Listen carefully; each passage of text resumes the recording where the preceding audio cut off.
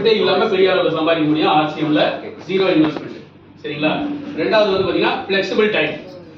Sir இதோ ஒரு நாளைக்கு ஒரு 2 ல இருந்து 3 ஹவர் நோ பிசினஸ் எக்ஸ்பீரியன்ஸ், உங்களுக்கு வந்து எந்த அனுபவமும் இதுல தேவையில்லை. அடுத்து இங்க காம்படிஷனே கிடையாது. ஹலோ, ஒரு அற்புதமான விஷயங்க, காம்படிஷனே கிடையாது. ஜாப்ல காம்படிஷன் இருக்கா இல்லையா?